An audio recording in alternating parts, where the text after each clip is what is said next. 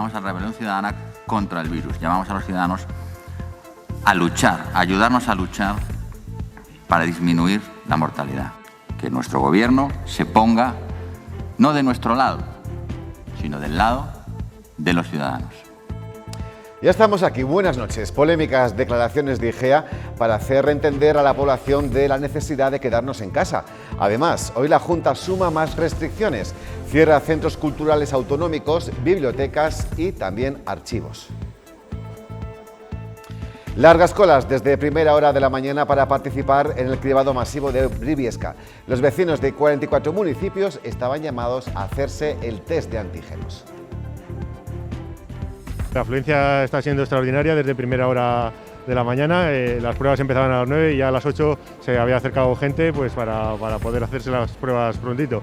Y la verdad que es muy satisfactorio. A ver si tenemos suerte y podemos salvar, porque es que hay muchos, aquí en Briviesca hay muchos, que están callados y hacen cosas que no tenemos que hacer.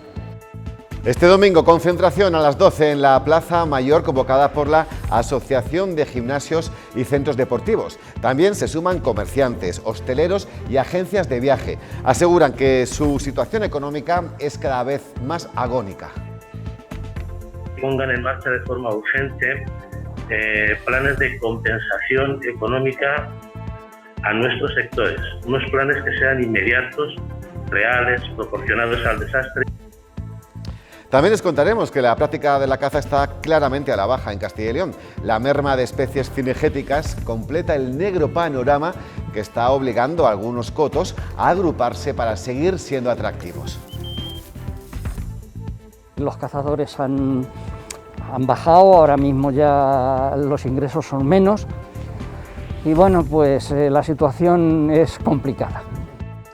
En deportes y tras mucha incertidumbre, Julián Calero podrá por fin sentarse en el banquillo del Burgos Club de Fútbol. Antonio Caselli ha llegado a un acuerdo con el anterior técnico, José María Salmerón, desistiendo de un posible juicio, lo que permitirá al madrileño dirigir a su equipo más de 200 días después de su fichaje. Mañana nos llega una nueva borrasca profunda que dejará lluvias y chubascos en toda la provincia, acompañados de fuertes vientos fríos de hasta 90 km por hora. Bajan las temperaturas.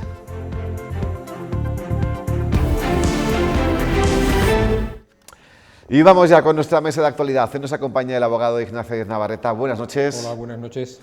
A su lado el exsecretario provincial del Partido Socialista, José María Jiménez. Bienvenido. Buenas noches, ¿qué tal? ¿Sin novedad, Chema?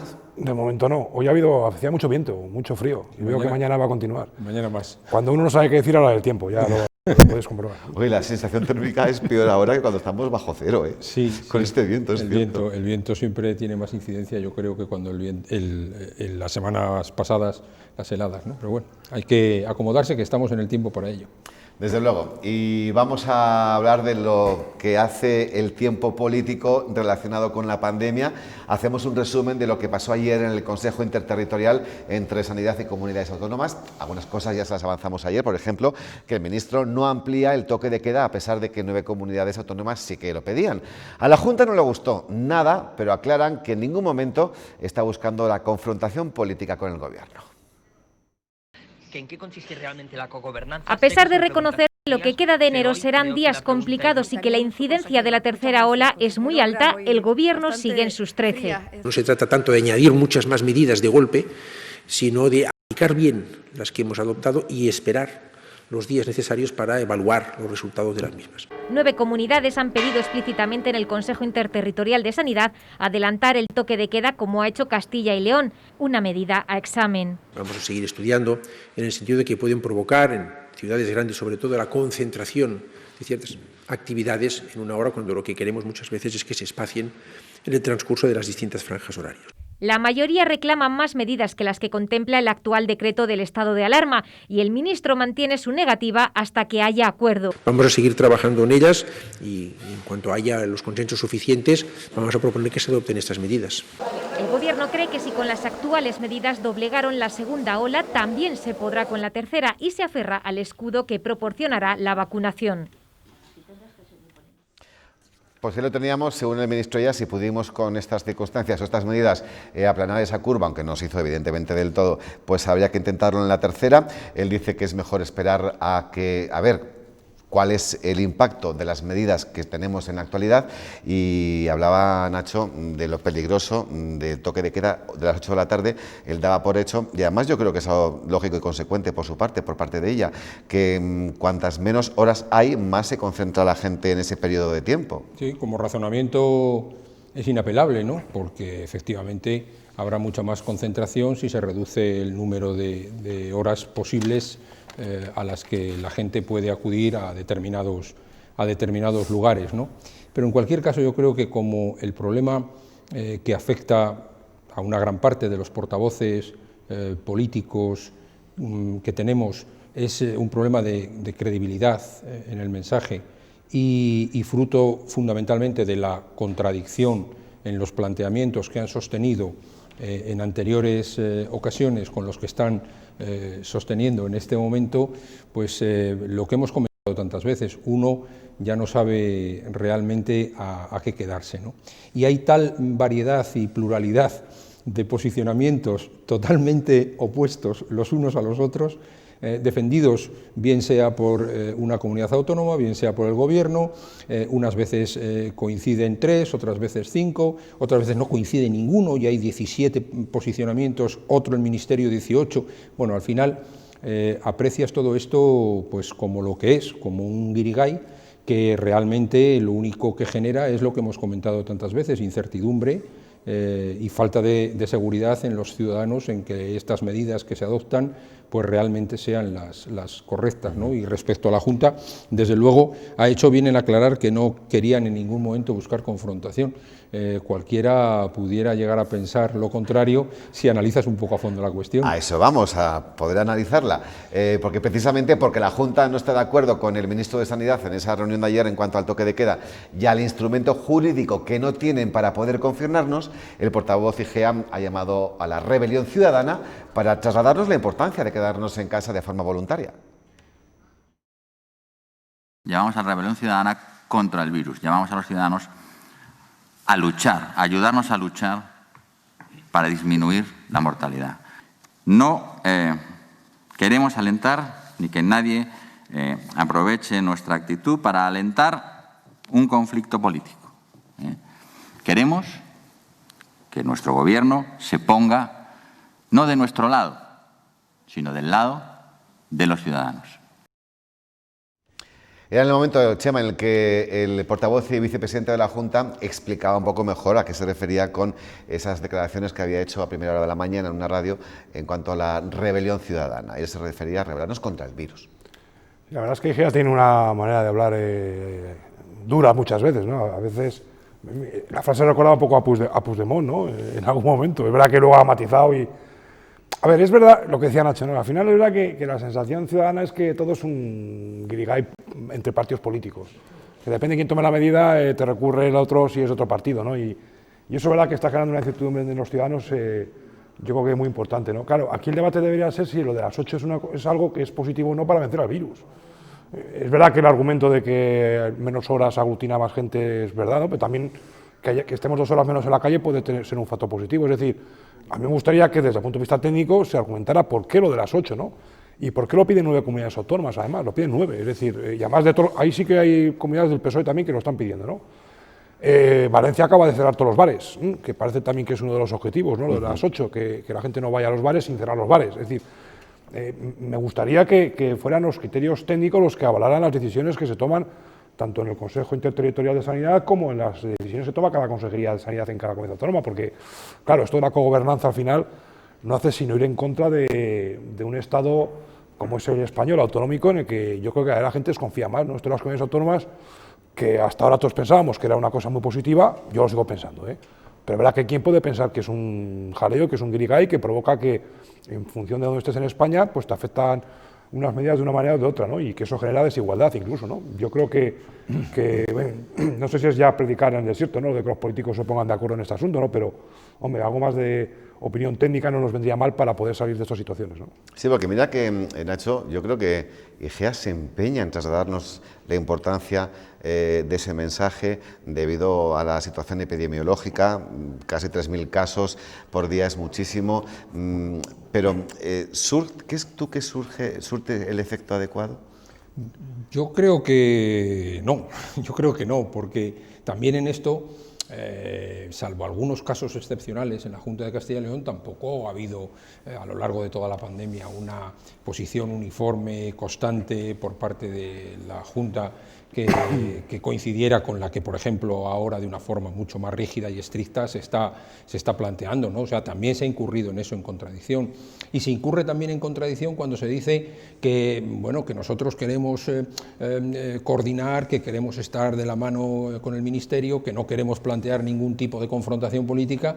Hombre, si de verdad ese es el posicionamiento y tú crees que el Consejo Interterritorial de Sanidad es el órgano que de fijar este tipo de cuestiones, pues lo que no parece muy racional, por muchos argumentos jurídicos que puedas tener, es legislar en contra de la normativa que el propio Ministerio y el Consejo Interterritorial de Sanidad han acordado anteriormente, ¿no? Es decir, a mí me parece que todo esto pues tiene que residenciarse, como bien decía Chema, en cuestiones técnicas, cosa que realmente es lo que más echamos de menos a lo largo de toda la pandemia. O sea, es decir, lo de la hostelería a día de hoy parecerá una tontería, pero no lo es.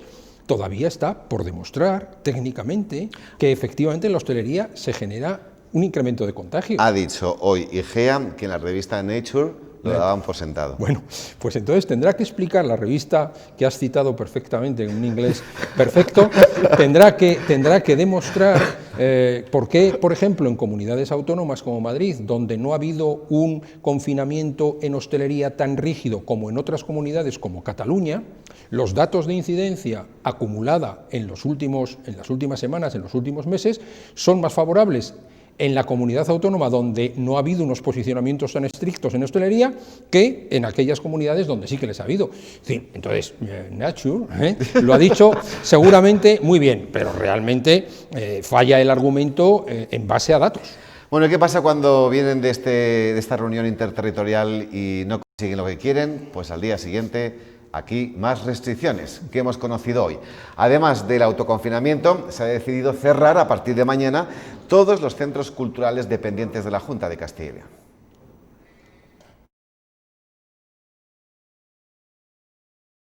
Hoy vamos a proceder a la suspensión de los servicios presenciales de los 47 centros culturales de gestión autonómica. Los centros, como saben, incluyen a los museos provinciales y regionales, los centros a ellos adscritos, las bibliotecas públicas provinciales, los archivos histórico-provinciales. Nos referimos a los que son regionales, autonómicos. Falta por saber cómo va a actuar el Ayuntamiento de la capital con los suyos, porque también el vicepresidente y portavoz IGEA ha instado a todos los ayuntamientos de Castilla y León a que hagan lo mismo con sus infraestructuras culturales. Chema. Bueno, claro, a ver, tiene lógica, ¿no? Si tú intentas que haya menos contacto cerrándonos o confinándonos a las 8, pues es razonable que se cierre todo aquello que pueda generar acumulación de gente, ¿no? Pero yo estoy un poco en la línea de Nacho, es decir, los bares, a ver, es verdad que en los bares hay un momento en el que te quitan la mascarilla porque tienes que beber, ¿no? Pero claro, en los supermercados hay aglomeraciones todos los días, en los centros de salud hay aglomeraciones todos los días, en urgencias hay aglomeraciones todos los días. Y es verdad que en los bares, yo no sé si se ha limpiado nunca tanto como se limpia ahora. Por lo tanto, insisto en que la cuestión técnica me parece fundamental, ¿no? Y es verdad que hemos convertido un problema técnico en un problema jurídico. Ahora estamos pendientes de lo que diga el Tribunal Supremo sobre si se puede o no se puede adelantar la hora de confinamiento, ¿no? Es verdad que todo es sorprendente, ¿no? Porque al final es verdad que el otro día Fernando Simón lo decía, achacaba toda la culpa a los bares, o gran parte de la culpa a los bares. A ver, pobrecillos, ¿no? O sea, es verdad que los hombres están, de verdad, o sea, nunca se han limpiado tanto y se han desinfectado tanto en los bares como ahora, ¿no? O en los gimnasios, ¿no? Que mañana se van a movilizar. Es verdad que lo de los gimnasios también tiene alguna lógica tal, pero claro, es verdad que es un sector que está súper castigado cuando se supone que en estos momentos es un momento en el que además tenemos que estar más sanos que nunca, ¿no? Por lo tanto, insisto, lo decía Nacho y yo coincido, un poco más de argumentos técnicos y menos decisiones que tengan que esperar o depender de lo que diga el Tribunal Supremo, ¿no? Me parece una locura. ¿Qué pasa, que echáis un Fernando Simón en Castilla y León? ¿Cuál? ¿Echáis en menos en falta un Fernando Simón en Castilla y León? Yo personalmente no. No, esa figura, quiero decir. Bueno, el nexo entre los políticos y los expertos. IGEA no lo hace mal, ¿eh? Sí. No, además IGEA es médico, es verdad que IGEA es médico. Es cierto, es médico, sí. En fin, él es médico, sabe más que yo de esto seguro. Seguro, seguro. De política ya no sé si sabrá más que yo, pero de esto sabes más que yo seguro, ¿no? Y cuando hace las cosas por algo las hará, digo yo. Uno no sabe ya, en este asunto no sabe en verdad a qué quedarse, y desde ese punto de vista también hay que comprender la enorme dificultad a la que se enfrentan todos los días los responsables públicos, ¿no? Lo decía Alberto en la anterior tertulia, Alberto de Barahona, y tenía razón. ¿Por qué? Pues porque ha habido comunidades autónomas donde, por ejemplo, se ha contado con un comité científico. Yo creo que en Castilla y León también hay un comité científico de asesoramiento a la consejera, o en este caso, en Cantabria también había, en otras comunidades autónomas, y no estamos hablando solo de una persona en concreto, como podía ser el modelo Simón, ¿no? Sino de varios, y claro, los resultados al final, pues tampoco han acabado de ser óptimos. Pues vamos a ver lo que ha pasado, por ejemplo, hoy mismo en un autobús urbano de la capital burgalesa. Mira, verá. Este de ahí, el primero, el más tonto de todos. Con el conductor. Que nos está tocando los cojones a todo el autobús, por favor. Gracias. El sinvergüenza de él. Oye, más chulo que chulo, ¿eh? Lo que les da igual, pero sí, ¿sabes qué pasa? Saben que no les van a hacer algo. Están viendo a la policía local que ha tenido que actuar en un momento determinado, ha tenido que subirse a ese autobús urbano porque había un viajero que no llevaba mascarilla, únicamente llevaba una braga a cuello, y al ser increpado por el resto de pasajeros del autobús no ha cambiado de actitud. No sabemos si no se la ha puesto porque no la llevaba, pero el caso es que pues, se ha organizado una buena a nivel dialéctico. Afortunadamente no ha habido que llegar a las manos, pero sí estaba el ambiente muy caldeado. Andando, anda, que eres joven y tan valiente como te crees, vete andando y ya está, si eres el diferente. Valiente, yo más valiente diría chulo, chulo de mierda. Y encarándose a todo el mundo, en un autobús en el que va gente mayor, que vamos al hospital, pero bueno, qué descaro. No es la primera vez que vemos ese tipo de altercados, bien en un aeropuerto, en un supermercado, en este caso en un autobús urbano de Burgos, ¿verdad, Chema? Estamos todos con una mascarilla muy concienciados. La verdad es que siempre hay alguno que no cumple, ¿no? Y oye, la mascarilla hay que llevarla y punto. No, además, si viene, vivimos en Burgos, nos viene bien llevar mascarilla. Hoy venía bien para quitar un poco de viento. Y para no coger la gripe también. Exacto, para no padecer una neumonía, pero del frío y del aire, ¿no? A ver, hay que cumplir las normas, y ya sé que es un rollo llevarla, pero hay que hacer un esfuerzo en lo que quede de pandemia. Bien, pues vamos a hablar ahora del proceso de vacunación, porque, claro, esto está transcurriendo todo a una velocidad vertiginosa, y vacunas que se fabrican en tiempo récord y problemas que luego vienen a posteriori que obviamente no pueden plantearse con anterioridad. Un problema que se está encontrando en algunas comunidades autónomas es la falta de jeringuillas adecuadas que puedan extraer hasta la 6ª dosis que contiene cada vial de la vacuna de Pfizer. Desde la Junta de Castilla y León tranquilizan. Las enfermeras de la región están usando esa aguja adecuada y se está proporcionando hasta la última gota de cada vacuna. No pueden decir lo mismo en otras comunidades autónomas. Aquí en Castilla y León nos confirman que sí, que las tenemos y que ese no es ningún problema, Nacho. Bueno, pues si es así en Castilla y León, estupendo, ¿no? De todas las maneras, el problema está ahí. ¿Qué demuestra el problema? Pues que nos las prometíamos muy felices hace 2 o 3 semanas, cuando todo este proceso comenzó, cuando alguien tuvo a bien informar a los ciudadanos, alguien que tiene la máxima responsabilidad del gobierno en España, que es Pedro Sánchez, que todo estaba perfectamente preparado, perfectamente dispuesto, que no tuviéramos la más mínima preocupación, incluso se comprometió en fechas, tiempos de vacunación, estableció que en los 6 primeros meses del año estaría vacunado el 70% de la población, apenas superamos a día de hoy el 2%, a este ritmo ese objetivo es absolutamente imposible de cumplir, y surgen problemas adicionales o añadidos como los que están surgiendo, ¿no? El que tú comentas y algunos otros en relación con la vacunación. Yo digo, si el problema fuese de la productora, bueno, pues el problema debiera de estar presente en todo el conjunto de países que han hecho adquisición de vacunas, ¿no?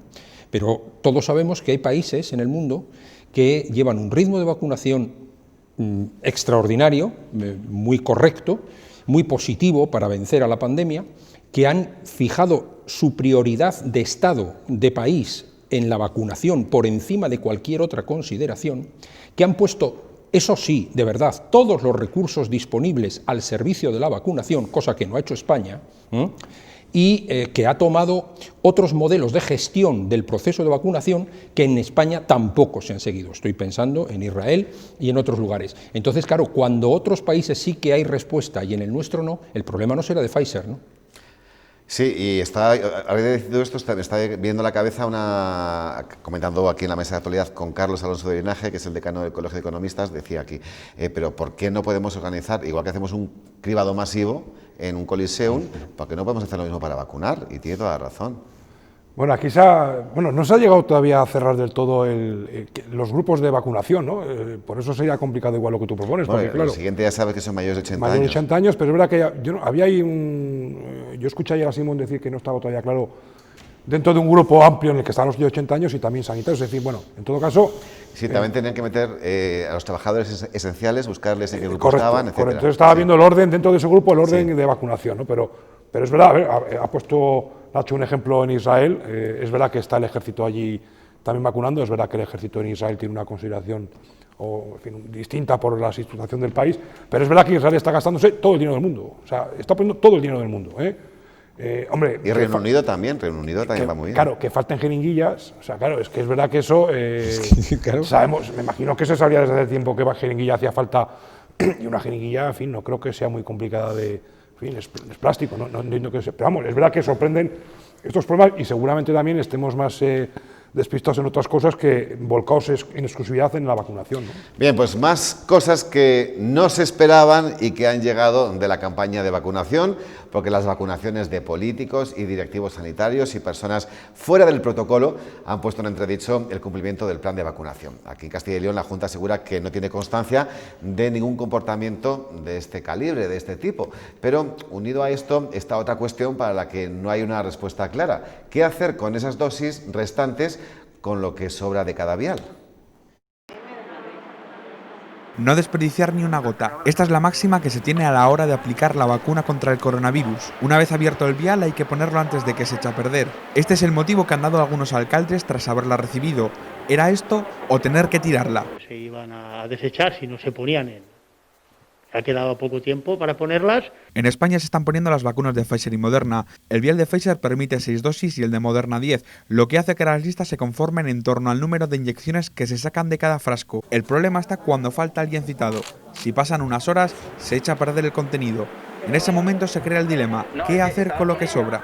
No hay protocolo común y va por autonomías. Cantabria ha creado una lista de suplentes que tiene que estar disponibles por si sobran dosis. En Castilla y León, si alguien citado para vacunar no aparece, se ofrece al personal sanitario. Otras comunidades como Aragón, Baleares, Euskadi o Navarra también hacen lo mismo. Esta última va más allá y en caso de estar ya vacunados los profesionales, se busca gente mayor de 80 años en las inmediaciones. O se pone o se tira. Los vacunadores tienen que tomar una decisión salomónica y se opta por no derrochar el tan esperado remedio contra el coronavirus.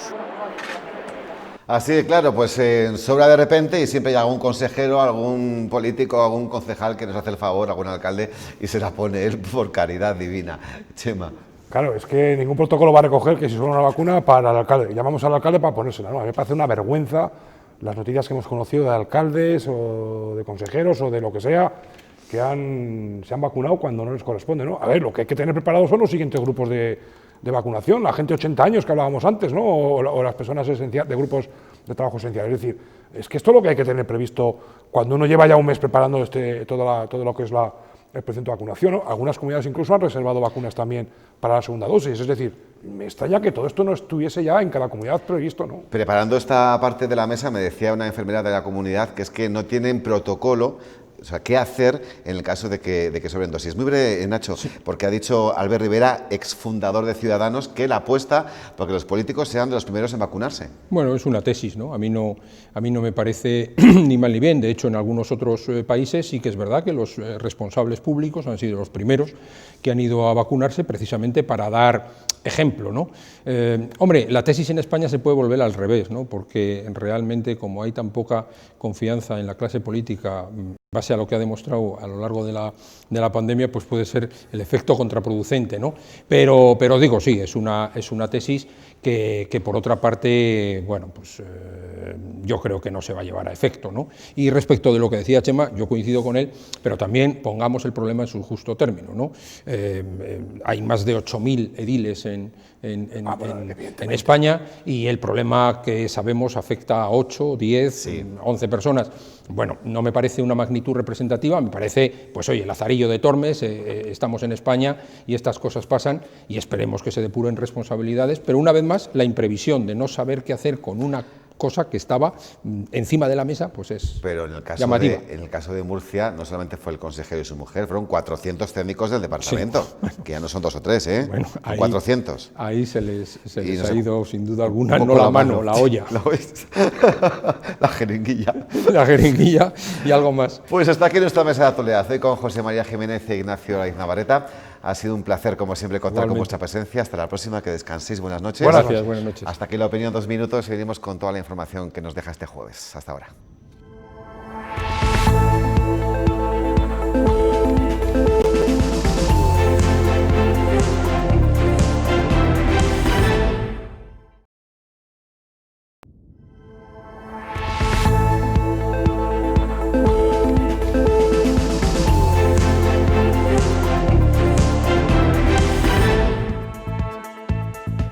Llamamos a la rebelión ciudadana contra el virus. Llamamos a los ciudadanos a luchar, a ayudarnos a luchar para disminuir la mortalidad. Que nuestro gobierno se ponga no de nuestro lado, sino del lado de los ciudadanos.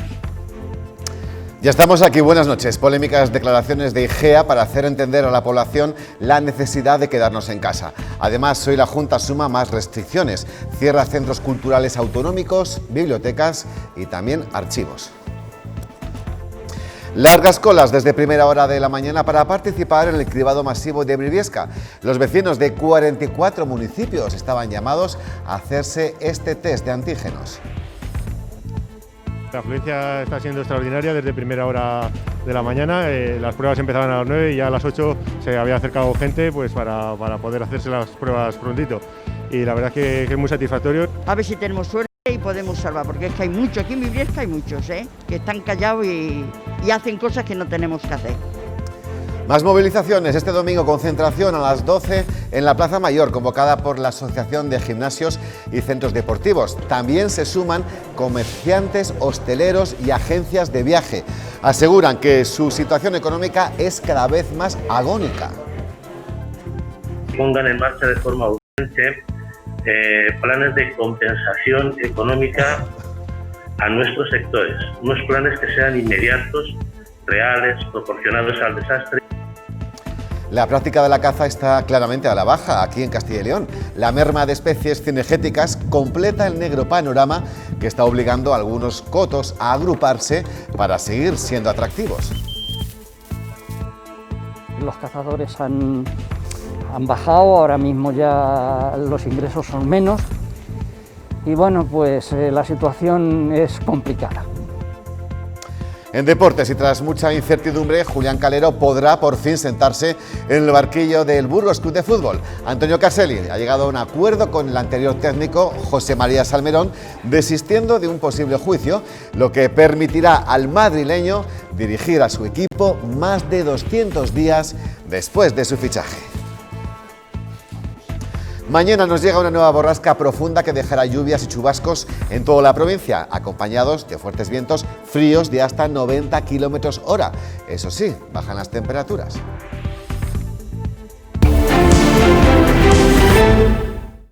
Actualizamos datos, los contagios en Castilla y León siguen aumentando. Hoy se han notificado cerca de 3.000 positivos. Aquí en Burgos se han registrado 211 casos, son 2 más que ayer.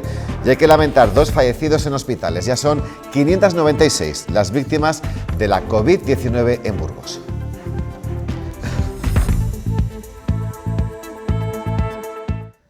La policía local de Burgos ha tenido que intervenir en uno de los autobuses del servicio público de la capital. Uno de los viajeros no llevaba mascarilla y tan solo se cubría levemente con una braga a cuello. Algunos pasajeros empezaron a increparle sin hacerle cambiar de idea, por lo que el conductor detuvo el vehículo hasta la llegada de los agentes. El sinvergüenza de él. Oye, más chulo que chulo, ¿eh? Lo que les da igual, pero si ¿sabes qué pasa? Que saben que no les van a hacer absolutamente nada. Se lo adelantamos ayer, el Ministerio de Sanidad no amplía el toque de queda, a pesar de que 9 comunidades autónomas ayer se lo pidieron en la interterritorial. Pero en Castilla y León seguirá vigente la limitación de movimientos a partir de las 8 de la tarde, a la espera de que se pronuncie el Tribunal Supremo. La Junta ha aclarado que en ningún momento está buscando la confrontación política, solamente actuar con determinación ante el virus. ¿En qué consiste realmente la cogobernanza? A pesar de reconocer que lo que queda de enero serán días complicados y que la incidencia de la tercera ola es muy alta, el Gobierno sigue en sus 13. No se trata tanto de añadir muchas más medidas de golpe, sino de aplicar bien las que hemos adoptado y esperar los días necesarios para evaluar los resultados de las mismas. 9 comunidades han pedido explícitamente en el Consejo Interterritorial de Sanidad adelantar el toque de queda, como ha hecho Castilla y León, una medida a examen. Vamos a seguir estudiando en el sentido de que pueden provocar en ciudades grandes, sobre todo, la concentración de ciertas actividades en una hora, cuando lo que queremos muchas veces es que se espacien en el transcurso de las distintas franjas horarias. La mayoría reclaman más medidas que las que contempla el actual decreto del estado de alarma y el ministro mantiene su negativa hasta que haya acuerdo. Vamos a seguir trabajando en ellas y en cuanto haya los consensos suficientes vamos a proponer que se adopten estas medidas. El Gobierno cree que si con las actuales medidas doblegaron la segunda ola, también se podrá con la tercera y se aferra al escudo que proporcionará la vacunación. Pues precisamente porque la Junta no esté de acuerdo con el ministro de Sanidad en cuanto a este toque de queda y al instrumento jurídico que no tienen para confinarnos, el portavoz Francisco Igea ha llamado a la rebelión ciudadana para trasladarnos la importancia de quedarnos en casa de forma voluntaria. Llamamos a la rebelión ciudadana contra el virus, llamamos a los ciudadanos a luchar, a ayudarnos a luchar para disminuir la mortalidad. No queremos alentar ni que nadie aproveche nuestra actitud para alentar un conflicto político. Queremos que nuestro Gobierno se ponga no de nuestro lado, sino del lado de los ciudadanos. Y más restricciones que hemos conocido hoy. Además del autoconfinamiento, se decide cerrar a partir de mañana todos los centros culturales dependientes de la Junta de Castilla y León. Hoy vamos a proceder a la suspensión de los servicios presenciales de los 47 centros culturales de gestión autonómica. Los centros, como saben, incluyen a los museos provinciales y regionales, los centros a ellos adscritos, las bibliotecas públicas provinciales, los archivos histórico-provinciales. Hablamos ahora de un problema que se están encontrando algunas comunidades autónomas, que es la falta de jeringuillas adecuadas que puedan extraer hasta la 6ª dosis que contiene cada vial de la vacuna de Pfizer. Desde la Junta de Castilla y León tranquilizan. Las enfermeras de la comunidad están usando la aguja adecuada y se está proporcionando hasta la última gota de cada vacuna. Las enfermeras tenemos la pericia de sacar la 6ª dosis. Pero entonces tengo más dosis que individuos en el protocolo y de ahí surgen esos problemas. Luego se lo pongo al alcalde o se lo pongo a no sé quién, porque no está establecido el plan B. Desde las 9 de la mañana, los vecinos de los 44 municipios de la zona básica de salud de Briviesca han participado en un cribado masivo para detectar positivos asintomáticos. Esa zona tiene ahora mismo 1.258 casos por cada 100.000 habitantes en los últimos 14 días. Carla Martín. La incidencia acumulada está disparada en la zona básica de salud de Briviesca, a la que pertenecen 44 municipios y sus pedanías. Este cribado masivo pretende detectar a esos positivos asintomáticos que, sin saberlo, están pudiendo propagar el virus por la provincia de Burgos. Las pruebas se han realizado a mayores de 12 años que no presentaban ningún síntoma compatible con la COVID-19. La participación durante toda la jornada ha sido alta. Por este polideportivo han pasado personas de todas las edades, mayores, jóvenes y también esos chavales de 12-13 años de edad mínima permitida para hacerse hoy la prueba. partíamos de los primeros días del año que prácticamente no había un caso nada más en los últimos 14 días y hemos pasado unas incidencias de más de 1.000 casos por cada 100.000 habitantes, con preocupación. Primero está pasando la gente mayor, de mayores de 75 así más o menos, Ya tenemos el resultado de este cribado, han resultado positivos 24 pruebas, esto significa el 0,96%, casi un 1% del total de pruebas realizadas. Más cosas, trabajadores de gimnasios, comercios, hostelería y agencias de viajes se concentran el domingo para exigir planes de compensación económica. Este nuevo cierre, dicen, ha sido la gota que ha colmado el vaso. El Gobierno regional acaba de sacar un paquete de ayudas de 20 millones para el sector turístico. Su situación económica es agónica. Sectores como las agencias de viaje llevan casi un año sin ingresos y otros como los gimnasios o la hostelería sufriendo las consecuencias de las restricciones. A las limitaciones de aforo se suman los cierres y eso se nota en la caja.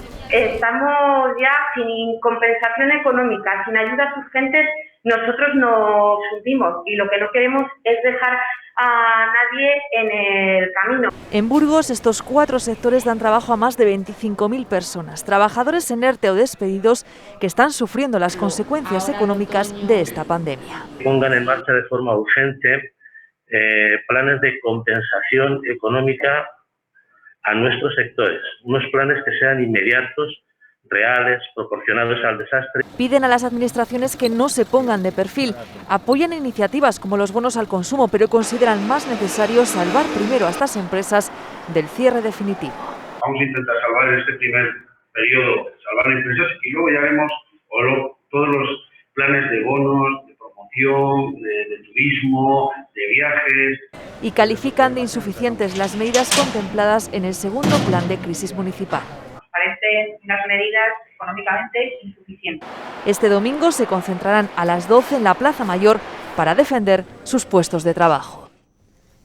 ¿Y qué pasa en muchas ocasiones? Pues que negocios quebrados, hogares sin ingresos, obviamente, y todo esto motiva que se recurra al empeño para obtener liquidez con la que sobrevivir. Si ya había aumentado la afluencia en Montes de Piedad y casas de empeño, aún más en plena Cuesta de Enero. En esta oficina de Monte de Piedad lo han notado, los empeños han aumentado un 30%. Hay muchísimos clientes autónomos, empresarios, que para seguir su actividad en un momento dado y no querer tocar su línea de crédito, utilizan estas joyas que tienen en casa. Y se han percatado de que quienes más acuden ahora provienen del sector de la hostelería. Que en el momento de reabrir sus establecimientos, pues que aprovechan para comprar esa mercancía perecedera. A esta tienda de empeños vienen a parar bares completos. Ahora nos traen cosas de bares, equipo de música, hay gente joven, 40 años, 30, que se han quedado sin trabajo y lo pasan muy mal. Prefieren empeñar antes que vender, porque los objetos que llevan suelen ser también teléfonos o televisiones de casa que quieren recuperar. Suelen ser clientes para momentos puntuales, de algún contratiempo con la factura de la luz, le sale de repente el tema de los libros en septiembre. Me dice, tengo que pagar el alquiler o me falta X dinero, tengo que pagar la factura de luz. Y así, vendiendo o empeñando, muchos consiguen pagar sus gastos.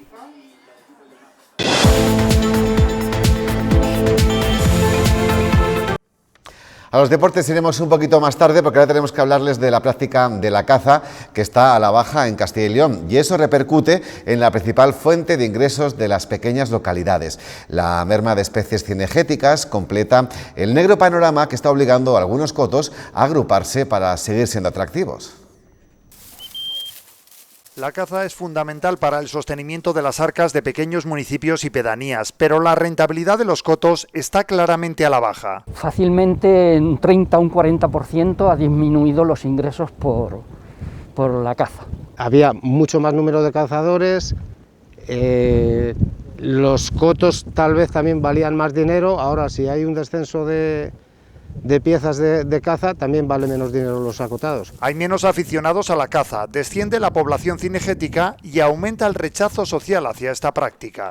Gente que no llega a entender la realidad de la caza y lo necesaria que es fundamental para controlar toda la fauna, para evitar accidentes. Para tratar de sobrevivir, algunos cotos se están agrupando. Es el caso del Alfoz de Quintanadueñas, en Burgos, donde se han unido 4 localidades. Villarmero, Arroyal, Marmellar y Quintanadueñas.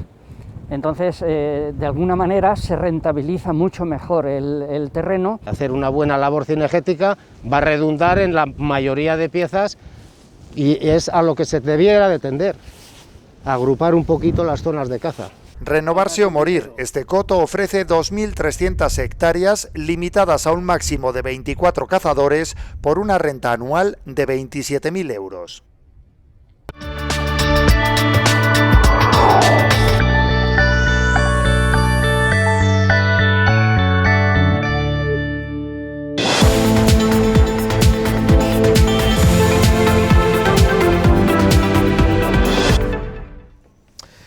Julián Calero se va a sentar por fin en el banquillo del Burgos Club de Fútbol. Antonio Caselli alcanzó un acuerdo con representantes de Salmerón y ambas partes retiran sus denuncias y el club pagará al ahora técnico del UCAN Murcia. Por tanto, no habrá vía contenciosa que obligaba a tener que reunir un aval.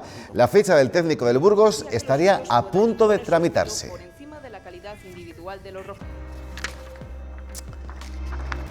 El Mirandés tendrá que pagar 150.000 euros al Rayo Vallecano. El motivo de la sanción, la media hora que disputó Sergio Moreno el pasado martes en el choque que enfrentó a ambos equipos en Andúba. Según ha adelantado Marca, una cláusula en el contrato de cesión del futbolista estipulaba que, de jugar ante los franjirrojos, tendrían que pagar esa cantidad. Hasta el propio entrenador de Mirandés desconocía la existencia de esta cláusula.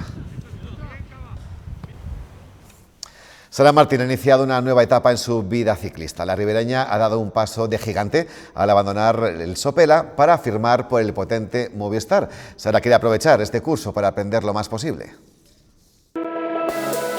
Como si de una película se tratara, Sara Martín afronta uno de los cambios más importantes de su vida. Los exámenes la han obligado a abandonar antes de tiempo la concentración que Movistar, su nuevo equipo, ha llevado a cabo en Almería. El primer contacto con las compañeras pues siempre es muy importante y lo aproveché al máximo. La burgalesa compartirá filas con la actual campeona de Europa de ciclismo en ruta, Van Vleuten, o Alejandro Valverde, entre otros. Una experiencia única y ilusionante para mí, ¿no? Poder estar al final rodeada de gente que ha sido y aún sigue siendo referente. A sus 21 años, Sara se ha proclamado campeona de España sub-23 en ruta y contrarreloj. En esta última categoría ha sido además subcampeona absoluta, unos resultados que le han abierto las puertas del World Tour. Que ha venido un poco por constancia, por resultados y bueno, poder ir demostrando poco a poco que puedo estar ahí. Atrás quedan 5 años en Sopela, donde he crecido y los que me han aportado un poco todo el aprendizaje que tengo hasta ahora. Sara estudia el último año de químicas y sabe muy bien el sacrificio que supone compaginar la universidad con la bicicleta. No es tarea fácil, requiere pues renunciar quizás a algunas cosas que hace la gente de nuestra edad. Una juventud que no le impide tener en sus ruedas la fórmula para ser una de las promesas del ciclismo español.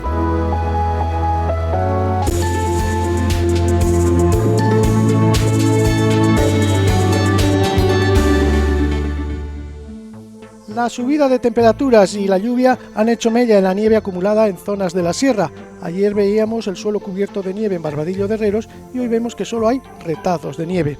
Y en Parpocorvo también, donde veíamos nieve otros días, pues hoy no, estaban los cielos nubosos. Todo esto se reflejaba muy bien en la imagen del satélite Meteosat.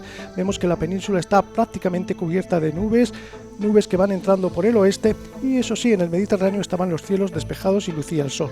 Para mañana, en la situación prevista a mediodía, tenemos a una profunda borrasca con nombre propio, Hortensia en español, que estará colocada en el Golfo de Vizcaya. A mediodía ya un frente frío nos habrá cruzado y habrá dejado por la mañana fuertes lluvias. Mañana, ojo, vientos fuertes, chubascos durante la mayor parte del día y bajada de la cota de nieve. Nevará sobre todo en los sistemas montañosos por encima de 1200 metros. Con Concretando ya más para nuestra provincia, para este viernes 22 de enero, día de San Vicente.